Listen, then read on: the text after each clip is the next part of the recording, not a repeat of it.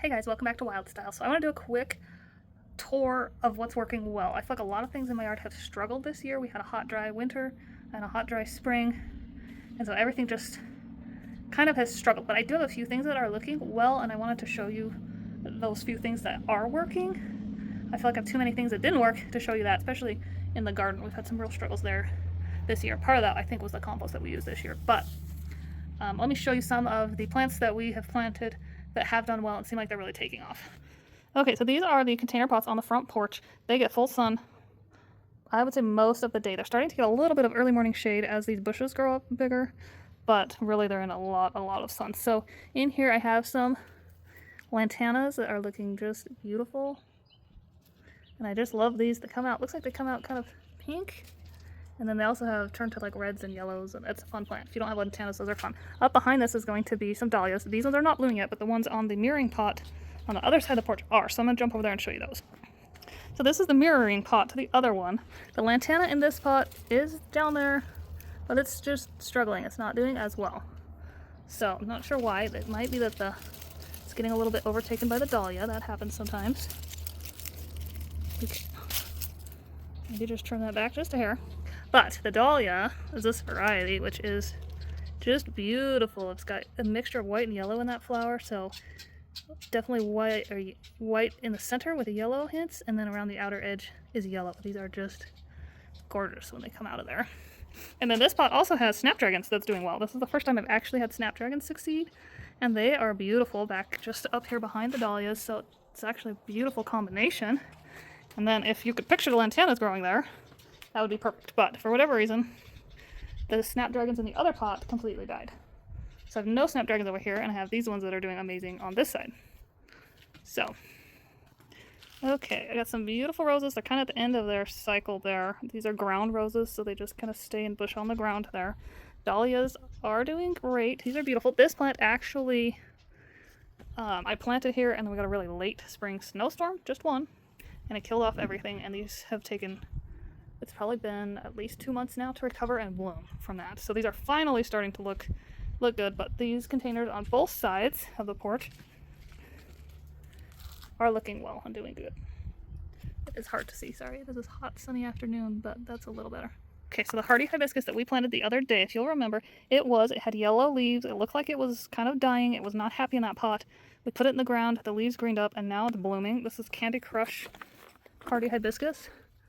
If you can see this bloom, oh, it's just gorgeous. This one, I would say, yeah, it's almost as big as my palm right now, but these will get about 8 inches, those flower size, which is why I love them. I have another hibiscus over here, which should also have pretty pink blooms, but it's not blooming yet. I think it's too early for our natural ones, but since this one was grown in the greenhouse and I bought it this year, it's going to bloom a little bit earlier. But they usually bloom for me well into the fall, and they will even handle a frost or two sometimes. Bee balm is looking beautiful. It's doing great. Lots of pretty flowers on there. The bees and pollinators love this plant. It does spread, so I started with a small plant of this, and I would say it's probably 2 feet in either direction. So it's almost like a 4 foot by maybe 3 foot across plant. It just is really spread out, which I'm okay with because other than that, the grass was pretty much taken over this bed, so might as well have something with flowers. Okay, I've had really good luck with the begonias. This is our north-facing porch, so lots of shade over here. These have done really well. They're actually looking not as well right now as they were a couple days ago, but they are beautiful flowers. This is an annual salvia, which I planted here, one of these last year, different variety, and this year just struggling. It also got hit with that snow. It's been slow to come back, so I'm hoping it will do a little bit better because it loves hummingbirds, or the hummingbirds love it, something. And I just haven't seen any this year because there's not enough flowers to bring those in yet. Okay, so this is a container. These are north facing, but they still actually get quite a bit of sun. But these are cute. I can't remember what this flower is, and I don't think I kept the tag, so I may have that in another video.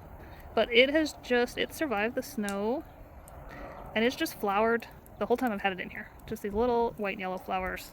Just been happy. Geraniums, I think these are the ones I started from seed, and then they got hit with the snowstorm, so they've had a hard time recovering. I do have one blooming back here. I think these are the apple blossom, so they're mostly white, but they have a little bit of a pink center to them. One of my favorite varieties. And then these tall ones are dahlias that we got. Somebody had extra dahlia tubers that they brought us, and so we just threw them in around the yard and around planters. We didn't actually know what colors they're going to be or what variety they are. So this one popping out here, it looks like it's a really pretty red, and there's several more blooms that are going to open up on this. So I'm excited to see that, and I can't believe how tall this dahlia variety is. I would think, I mean, those are at least 2 feet tall, if not 2.5, maybe approaching 3 on some of these tall stalks. Those are just doing really well. Same thing on the other side, except I only had one of those plants that had the yellow and white flowers. So instead on this one, I put this grandia, and I actually got this one because I thought it would be windproof, because these have like, it's almost like papery feeling. You can kind of hear the crinkle. And they come out, and they're really cool looking when they come out. It just kind of reminds you of like a flame, like fire. But then they feel just that papery, even the young flower has a papery feel. And it has withstood out here, this flower, this is an old one, so it's actually been dead, but it still actually looks kind of cool. But it has withstood probably 70-mile-an-hour winds several times. So that's kind of been a fun plant just to watch. My first time trying that one. We've got our scented geranium. Usually this one flowers for me at some point in the summer. It has not done that yet, so it just seems like it's also slower to get going this year. But we do like using this kind of as a bug repellent. It smells good. It's got a nice lemony smell. Okay, I want to come show you these hollyhocks. I think they are gorgeous. They're not super tall yet. They're probably 2.5 feet tall right now. And I am actually on the back side of the berm. So you can kind of see some of the crabapple, elderberry trees. So this is the back side. We won't have a lot here going on in the back. And then we head out into the field where some of the more bushes and trees are, as we try and build up a little bit more of a windbreak out there. So I'm actually hoping that this hollyhock will reseed and spread and just kind of take over the back of the berm, because I think that would look amazingly beautiful if this was just full of hollyhocks back here. Okay guys, so that's I think all I've got today, an update on the flowers.